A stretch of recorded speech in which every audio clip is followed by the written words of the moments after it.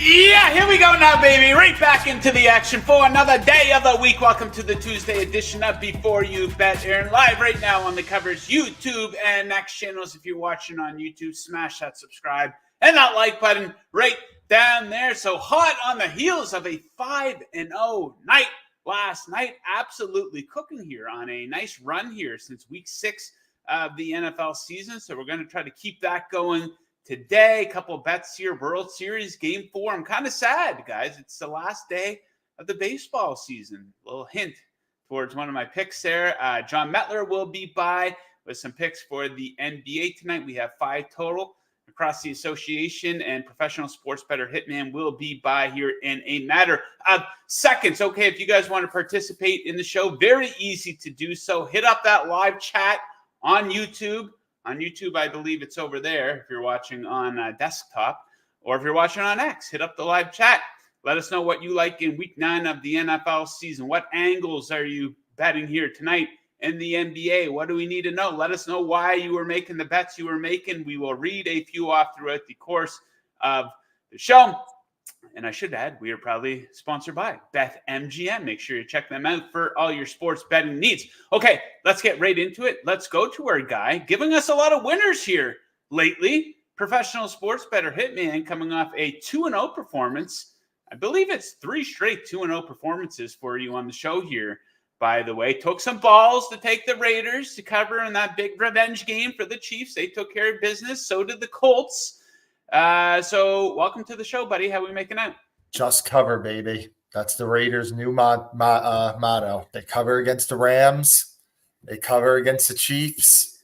They are backdoor bettor's paradise. So just cover, baby. Yeah, it might not make any sense. Kick those field goals when you're down 8 with 2 minutes left on the clock. That is the way to do it. Raiders football, baby. Okay, so let's talk a little week 8 action. The week that was. What are your biggest takeaways from the week? Probably the biggest takeaway was the Rams offense when they finally have their 3 main guys healthy, which is Kyren Williams. Well, other than Stafford, obviously, Kyren Williams, Puka Nacua, and Cooper Kupp. They're freaking good. Like, there's metrics out there. I don't have them in front of me right now, but like when those 3 specific guys are healthy, this Rams offense has been a juggernaut the past year and a half. So definitely upgraded the Rams a lot after this past week, especially because it now seems apparent they're probably not going to be sellers at the deadline. San Francisco is not done. I kind of talked about that last week on the show. You got me, Joe? I got you. Okay. Yeah. San Francisco not being done, which we talked about on the show last week. And then Cleveland might be a really fun team to end the season. Jameis Winston is definitely a high variance quarterback. So I think Cleveland is going to be entertaining to end the year. Yeah, people forget Jameis's last season in Tampa Bay there as a starter. He threw a lot of interceptions. He threw a lot of touchdowns, though, too. Led the league in passing yards that year. Yeah. Yeah, that was wild. Okay, so let's talk last night, Monday Night Football. I got one very specific question for you. Is Russell Wilson good again? So look at the 2 games. A lot of people were surprised he got named starter of the Steelers. 542 passing yards in 2 games, no interceptions, over 6 yards per play for the Steelers in each of those games. So what do you say, Russell Wilson? This is a guy that he is a gigantic punching bag. People can't wait to attack him when he screws up, but he's playing pretty clean football. So what do you think of Wilson here so far as the starter for Pittsburgh? I mean, he's not good. He's not an above average starting quarterback. He's not even an average starting quarterback, but he's better. He's better than what the market expected. I mean, the market was pricing him in before the season as just probably a bottom 5-ish starting quarterback. He's slightly better than that. I'm willing to concede that. He's gotten very fortunate with some insane deep ball catches. Last night he played well, but in the Jets game, seemed very fortunate with some just crazy catches by George Pickens and Pat Freiermuth. I still want to see if he gets into a drop back passing game, how effective he can be. Yeah, he's been effective with the run game, the bootlegs off of that, the deep play action shots. off of that, but if they do get in a spot where he has to throw from behind, especially considering that Pickens really is the only really good passing game weapon that they have. I mean, Van Jefferson and Calvin Austin are starting for this team right now at receiver. I'm not willing to say he's a below average starting quarterback, which is better than what we thought that he would be coming into the year.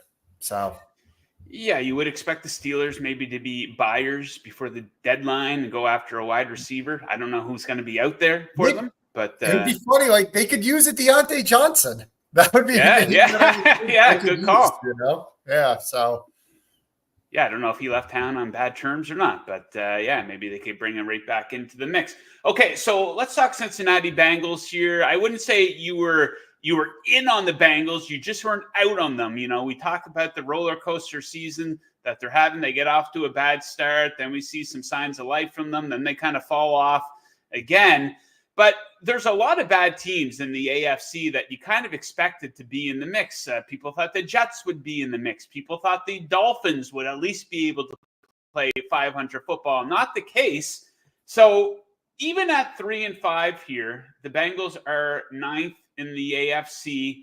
Second half, they play some bad teams. They got the Raiders, the Titans, the Browns, the Cowboys. So you look at them right now, plus 118 to make the playoffs. Good bet or bad bet?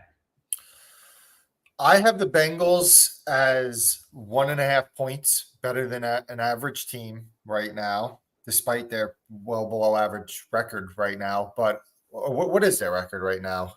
They are 3-5. 3-5. Okay. I still have them as I said, 1.5 points better than average. I like the unabated simulator a lot just to get put in my power ratings and just get a fair pricing on what I think the odds should be based off their pricing. I plug mine in and I'm at Bengals plus 165 to make the playoffs. So okay, plus 118 or whatever would not have value for me. Subjectively, I feel like it's still a team that can turn it around. They definitely need to get T. Higgins back, monitor the injury with him. But yeah, I would probably say it's not a great bet just based off of my numbers right now. Yeah, you get sucked in by this team, the Bengals. You know, they had the Super Bowl run a couple of years ago. They went to the AFC Championship game in the year after that, I believe. And it's kind of, you don't want to give up on them. Then they show you something. You're like, all right, I'm back in on them. And then they fall off again and have a bad loss. And, you know, it's such a roller coaster ride with this team. But like I said, there's not a whole lot of competition there in the AFC. They're going to be competing with the Chargers, Broncos, Colts of the world for that 7th overall seed there. So, yeah, we'll see how that shakes out here in the second half of the season. So we touched on the Jets a little bit earlier here. They are favored by 2 points, 1.5, Thursday Night Football, hosting the Houston Texans, who are 6-2. Texans only losses against the Vikings, Packers, winning a lot of close games, but they are winning. 5 straight losses for the Jets. A lot of people are surprised to see the Jets favored in this game. Are you? No. It's 2 teams I'm really not looking to back right now. Houston's struggling more than people think. They allowed one of the highest pressure rates of the entire season to be applied onto CJ Stroud last week against the Colts. Nico Collins being out has been such a game changer for this offense, for the effectiveness of their pass game. Their play calling is still too predictable. And now Stephon Diggs being out for this game, like you're really getting low on weapons right now with Tank Dell, who has not been 100%, or at least has not looked 100% this year. You're getting really low on weapons right now for the Texans. So plus they've been dealing with some defensive injuries in the past few weeks.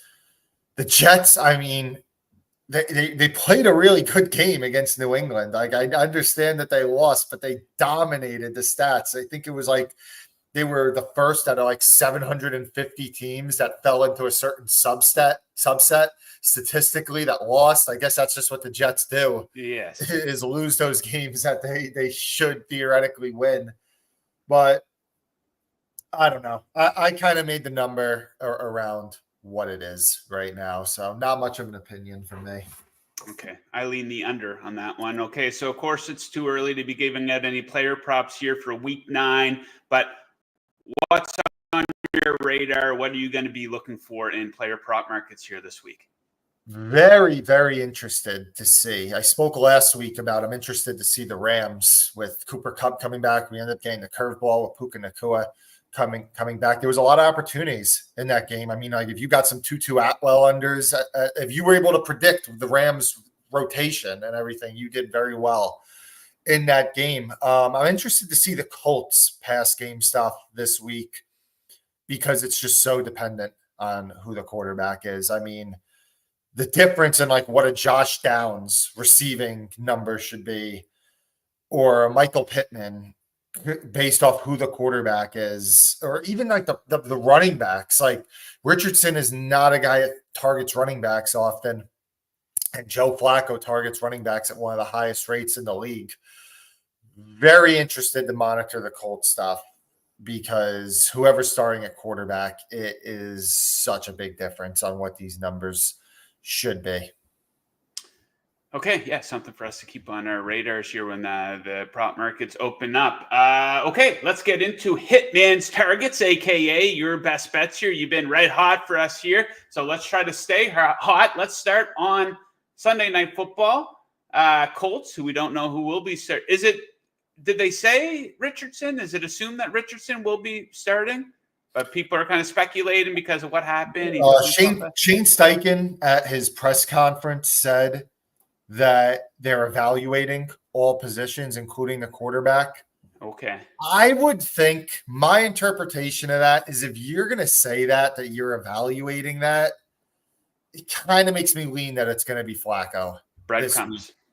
But that's just my lean that it will end up being Flacco. I don't have information. I'm not 100% sure.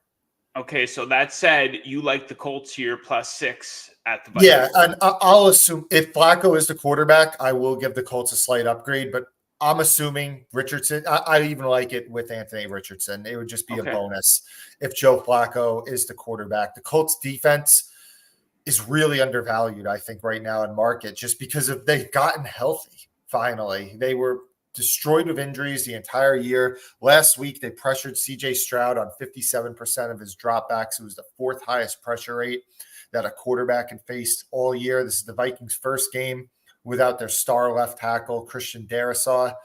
Sam Darnold has still been susceptible to pressure, even throughout his career, but even this year, he's still been.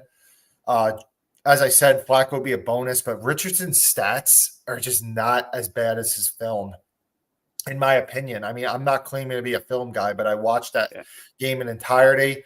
There were a lot of plays that, like, I'm talking like inches away from a touchdown to Tyler Goodson, a long touchdown to Tyler Goodson, inches away from a deep touchdown to Adonai Mitchell. There were a lot of plays that were close. And if you even like read a thread from Josh Norris, who is a film guy on Twitter, he put up a bunch of videos and everything. Like he was kind of seeing the same thing. Like, yes, Richardson's not a good starting quarterback, but he hasn't been as bad as like some of these historically bad completion percentage numbers have indicated. And just the last point, as I said, like Indy, they've been destroyed by injuries, not just defensively, but offensively. They were dealing with a lot of injuries as well. So I just think that the Colts are an undervalued team now that they finally have gotten pretty healthy. Okay, so Colts to give the Vikings a game here on Sunday Night Football. Next up, so I've been loving these unders and these Chargers games here this season. They've been going under by a lot in most of their games. I believe they've only gone over once so far this season. It's not all about the trends, though. And Jameis, who you touched on earlier in the segment here, we have the Browns taking on the Chargers indoors in Los Angeles, and you like the over in this game, actually. Yes, so the game's actually in Cleveland. Oh, my bad. Got to always monitor the weather, but the weather I've checked it. It looks good. So we'll keep our fingers crossed on that. But yeah, the Browns' offensive line is healthy now. Jameis Winston had the most time to throw last week of any quarterback over the last 6 seasons, believe it or not. The Browns wanted to be throw heavy coming into the year. They now have a quarterback that can execute that game plan. Winston is just an over's dream at quarterback. Like you mentioned it earlier, like this guy is just turnovers, could be pick sixes, could be deep touchdowns. Like he is an over's dream at quarterback. The Chargers, there's been a little bit of a fundamental shift with their offense. They've had nearly 400 yards of offense the last 2 weeks. They were 10% under their expected pass rate before the bye. Since coming back from the bye, they've been 3% over. Justin Herbert has played great in those 2 weeks. Chargers are dealing with secondary injuries, and the Cleveland defense is just not what it was last year. And now they're dealing with injuries to their star middle linebacker, JOK, and their star corner, Denzel Ward. So I think it's a recipe for overs because I just think these teams are not what they were in the previous few weeks. Okay, last but not least, talk about a good fade. The Carolina Panthers, they are getting smoked every week. Every single one of their losses by double digits here this season. They just got smoked by the Broncos here on Sunday. And you've been giving out these updated over and under win totals. You were going under 3.5 here for the Panthers. Of course, they only have the one win versus the Raiders from about a month ago now. And you don't think they're going to top 3.5 wins here for the rest of the season? Yeah, so this is at minus 125 at MGM. I would play it to minus 145 right now.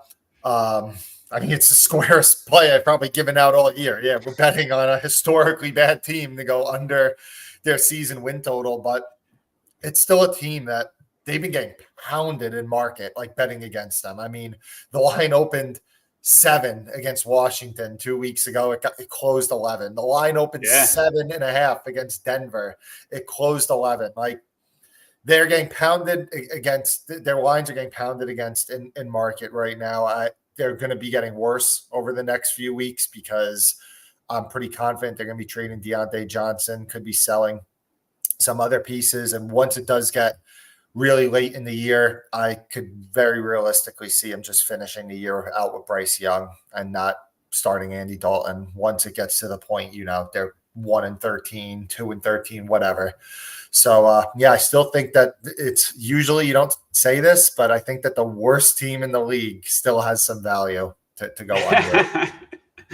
Yeah, I like how you put that. Yeah, the Panthers playing for the draft here, looking to start over, probably at the quarterback position once again for them. Okay, Hitman, we will leave it at that. Awesome segment again today. Hopefully you can stay hot here. Best of luck with those picks. Best of luck with your handicapping the rest of the week, and we'll catch you next Tuesday. See you Tuesday, Joe. Thanks. Yes, sir. The man right there. Very active live chat here. The guys weighing in on some NFL topics. JPC the 4 said Richardson could still be tired.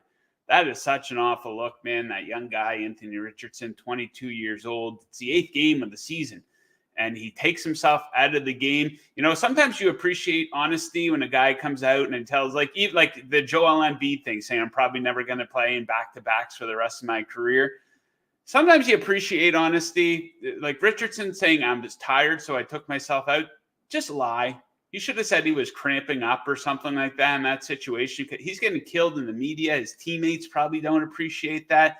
So a really bad look there for the young guy. Funny joke there by our guy in the live chat. Alec Ellis Pierce says, wait until the Steelers play someone half decent. They will get smoked.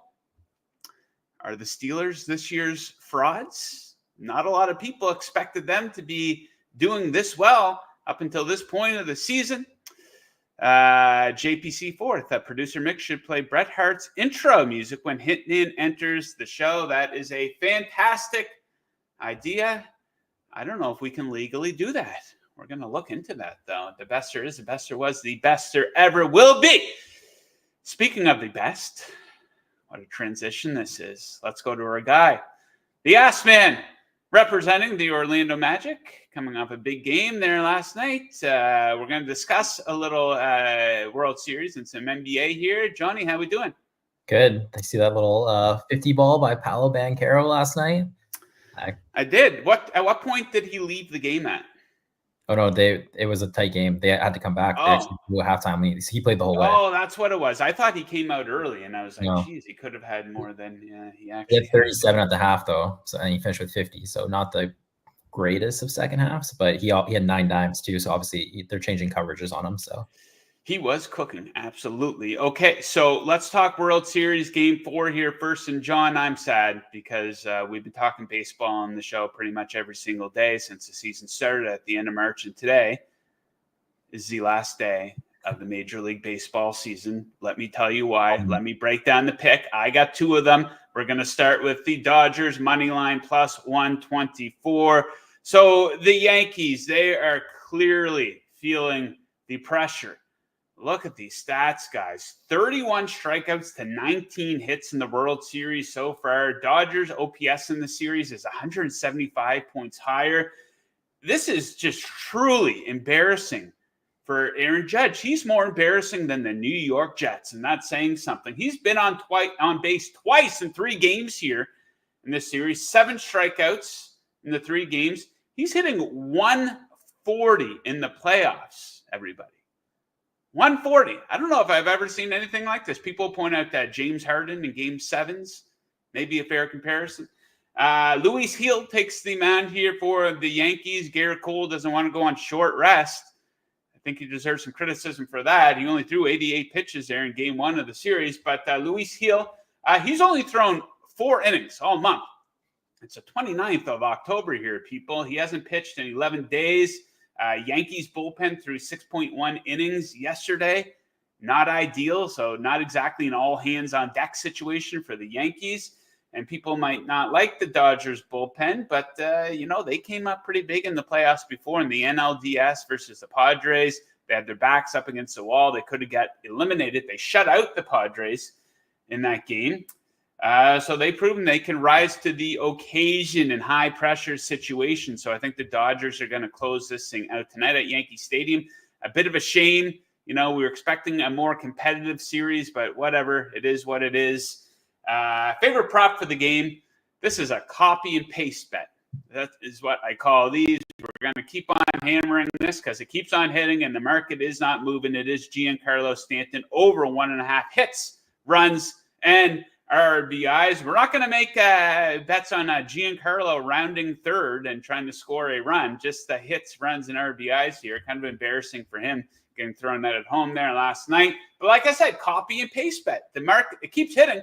The market's not overreacting to it or not reacting to it at all. It was minus 105 in Game 1 of the series up to minus 115 now. Still very fairly priced. It's hit in 10 of 12 playoff games. He has 35 total hits, runs, and RBIs in the 12 playoff games so far. And this is a copy and paste stat from yesterday when I gave this out. He's much better at Yankee Stadium. His OPS during the regular season was over 200 points higher at home compared to on the road. So Stanton, over 1.5 hits, runs, and RBIs. Metler, any thoughts on the baseball here before we move into NBA? Well, Juan Soto kind of let us down yesterday because we had 3 of the 4 legs in the Sports Equinox parlay. Yeah. We'll give him a break because he did hit some home runs for me earlier this year or in the postseason or whatever. We were talking about are people going to criticize the Dodgers because they spent like $1 billion? And personally, my take on that is I wish the Detroit Tigers would spend $1 billion and win a championship. So if your owner wants to spend it, you want to spend it. That's how you win. That's how you invest. I have no problem with it. You're trying to win. It's not my billion. Yeah. Yeah, that's where I land on that as well. And we were talking about that before the show. Like, let's get ahead of this. If the Dodgers win this, they sweep the Yankees. They're probably going to win this World Series, whether it be tonight, tomorrow, or Game 6 or 7. The criticisms, they spend $1 billion and bring all these players in. Well, every other team is allowed to spend that much money too. And we've seen instances all the time, no matter what the sport is, you bring in these big name guys, you spend a lot of money. It doesn't always work out where a team goes on to win the World Series. It's about rising to the occasion in the game's biggest moments, which is what they're doing now. Freddie Freeman hitting home runs. He's allergic to hitting home runs. Meanwhile, Aaron Judge is hitting 140 in the playoffs. Completely no showing. Garrett Cole, the team could use him tonight. You think the Yankees would have liked if he were to raise his hand and say, you know what, I'm going to pitch on short rest here. Let's steal some momentum back for our team. try to win game 4 and 5 and send this thing back to Los Angeles. So yeah, the Dodgers are showing up. And I talked about this going in. I talked about this all season. The Yankees, they get in these situations in the playoffs. You can see it. The body language, they feel the weight of the world on their shoulders, especially Aaron Judge. You see it a lot more at home. Judge is going to get booed off that field tonight. It's not going to go very well for the Yankees if they don't win. If Aaron Judge strikes out his first at bat, not good. Joke here, Stanton could be hits plus jogs plus RBIs because that dude cannot run. Yeah, that's true. It's funny with Judge. I talked about how we have to stop making fun of him because the way he runs the bases, because of how well he's doing in the playoffs. He's been the best Yankee probably. But yeah, that was a really bad look here for a professional athlete last night, right, John? Yeah, I have a good story for you too. My buddy bet Freddie Freeman World Series MVP 35-1 before the series started. And it's because his 1-year-old is named Freddie. That was the only reason. So you have to like when the kids start paying rent. So he's sitting on a really, really good ticket. There's no analysis. There's just his 1-year-old boy is named Freddie. So he bet Freddie Freeman $20 to win 700, and he's probably gonna win. You love it. Yeah, that's betting. I could come out Thursday night football, Jets, Texans. Maybe not the best example because I don't like the Jets, but any game, this team versus this team, I come on here and I give you a bunch of analysis, a bunch of stats, a bunch of research. I put 2 hours into it, give you my pick. My son could come on and say, I like that team because they wear blue. And it's the opposite pick of mine, and the team that's wearing blue wins. Yeah, that's betting. That's the way it goes sometimes. So 59% of the chat is with me, thinks that the Dodgers will close it out. I saw a stat today, teams up 3-0 in the World Series. They've swept 9 or 8 straight times, I think it is. And yeah, so that doesn't mean anything for this specific matchup, but just a pattern we have seen over time here. Okay, off to a pretty good start here in the NBA season, John. 2-0 with the picks last night, fairly sweat-free for me. How's your season going so far from a betting perspective? Overall good. Yesterday, 1-2. Tobias Harris, 36 minutes, double-digit shots, I believe. 9 points. Very Tobias. Toby. Now he's going to go from 12.5 to 11.5, and I'm going to have to think about it again. But I actually think he's playing the 76ers coming up here, which does kind of create an interesting scenario for him. But what a nightmare for that guy. It's tough because you're going to keep showing value to the over, and he's just hard to root for. But Jeremy Sohan came through again, back-to-back games, same price. So that was a good one, but 1-2 on the day, so not great. Yeah, okay. Okay, so we'll get some back here tonight. So you have 3, I have 2. Why don't you get us started here? Jaden McDaniels, what do you like for him? Yeah, Jaden McDaniels over 1.5 assists plus 190, big number. So if you can go find the recordings, you don't have to, but during the Western Conference Finals, I was ranting because Jaden McDaniels, he's being guarded by Luka Doncic, and Luka Doncic was just standing on defense in the Western Conference Finals. And it was so frustrating because I kept betting Jaden McDaniels props because you're like, they got to involve him in the offense. You can't just let Doncic stand on defense and save all his energy for offense. Well, I'm back at it again. And hopefully the Wolves watch some film over the summer and realize that's something that they should switch in this matchup. Obviously, the 1.5, the plus 190 obviously really pops here as well. And Jaden McDaniels, I talked about this. This is our second bet on Jaden McDaniels for an assist prop. His offensive game does look a lot better too. And then in preseason and in the regular season here, they have involved him in more action. So there's also that element. So maybe just last year, they weren't as comfortable. I feel like they're probably more comfortable in this now going after Doncic. And the other thing you do like, kind of the reason it was like you want him to go at Doncic, you like this prop because of that. You are kind of nervous with Daniel Gafford and Derek Lively protecting the rim because that can ruin potential assists. But what you do like is the Wolves are shooting a ton of 3-pointers. Anthony Edwards is shooting way more 3-pointers. Julius Randle could shoot, but Dante DiVincenzo as well. So now it's just even like a pass for a 3-pointer could get you that assist. It's not necessarily coming at the rim. So that kind of also helps in this matchup specifically against the Mavericks.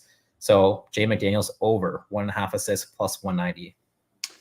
Okay, my favorite player prop of the night is a fade. I am 3-1 on these point total under bets for players, and we will be fading Jamal Murray tonight. Going to go under 19.5 points. A little bit of plus money, plus 102 on this one. So this is a second game of a back-to-back. The Nuggets played the Toronto Raptors last night, and his numbers were awful in back-to-backs last season. Just 13.4 points per game on 39.8% shooting. He played 40 minutes last night, so there's the potential here. He might not get his full allotment of minutes. He only played around 28 minutes in the second game of back-to-backs last season. That was 8 separate games, so a decent sample size there.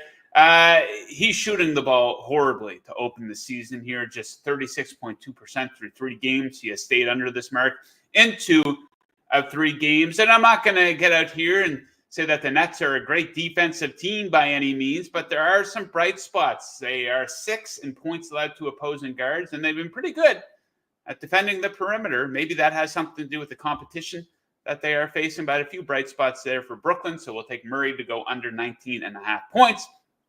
John, let's go to PJ Washington. What are we looking at for him?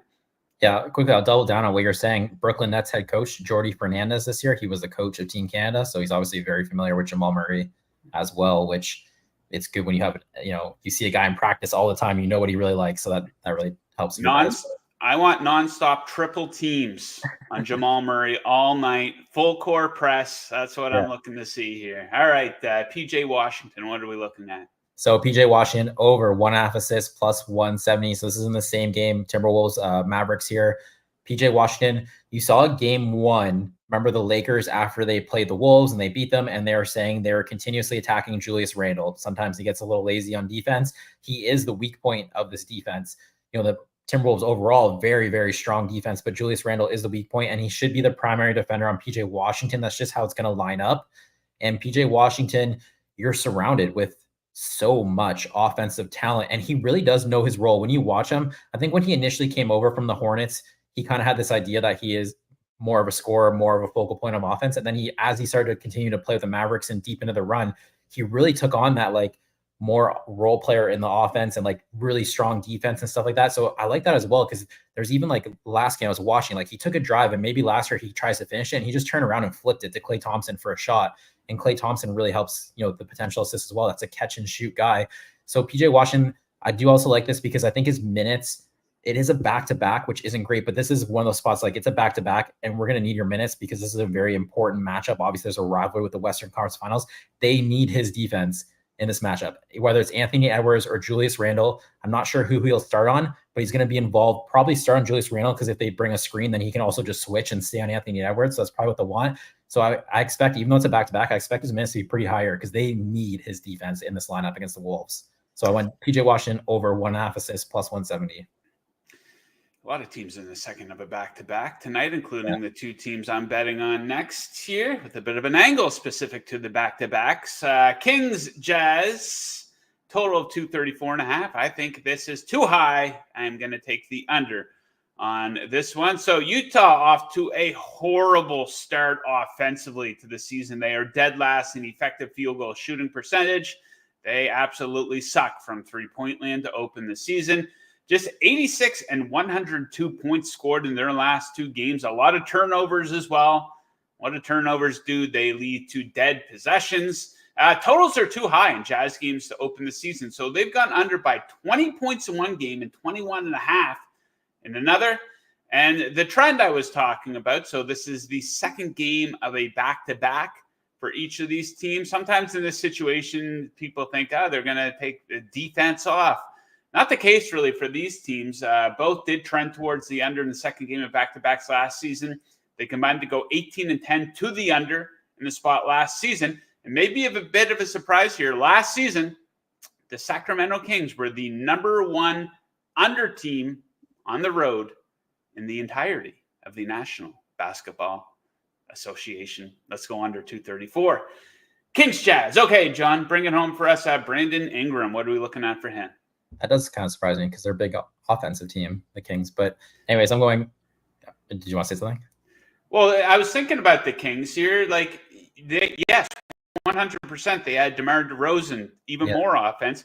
If they want to do anything, that team's got to get better on the defensive end of the court, right? You got to think that's got to be a little bit of an emphasis for them because they've gone with this approach of, hey, we're just going to try to score 130 points. And it was pretty good 2 years ago, the whole light the beam thing. That was a blast. That was fun. But last season, they didn't get into the playoffs. So Yeah, maybe we see some. Maybe they can pick on the Utah Jazz here a little bit on the defensive end at least. So we shall see. Okay, bring it home for us, John. Brandon Ingram, what are we looking at? So Brandon Ingram over 4.5 assists. So DeJounte Murray, after the first game with the Pelicans, he did break his hand. He's been out for the last 2 games. So now they're kind of more into that what you're seeing from this offense last year. There wasn't that point guard. DeJounte Murray wasn't there. Brandon Ingram is leading this team the last 2 games, 10 potential assists per game. Small sample size, but that's kind of what you'd expect. The one thing I do really like about this, specifically against him facing the Golden State Warriors, is Steph Curry's out. We know that. But Andrew Wiggins has a back problem. And Andrew Wiggins, they said most likely is not going to play. That's probably who would have been the primary defender on Brandon Ingram. Draymond Green will have to deal with Zion Williamson. So Brandon Ingram's going to have, they should be trying to run quite a bit of offense through him because there's no Wiggins to guard him. And the Warriors are also going to have to go with more of an offensive lineup. Like, you're missing your guy, Stephen Curry. We can't just play, good defenders who are role players. We need offensive guys. So this might be more Buddy Hield and stuff like that. I think this could turn into more of a wide open game. They both also might go small. And that's kind of a problem when you're worried about the Pelicans. There's not much like of a lob threat where that can convert potential assists. But if the Warriors go small and the Pelicans also might match them and go small, that could take all the rim protection out of this game and make it, those potential assists convert a lot easier. So I was kind of interested in that as well. 4.5 just seems low. Seems low without DeJounte Murray. Seems low with Brandon Ingram not being guarded by Andrew Wiggins and kind of all the matchups we're going to see. So I'm going Ingram over 4.5 assists.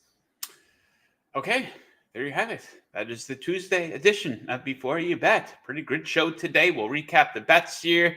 4 for me today. I like the Dodgers to close this out.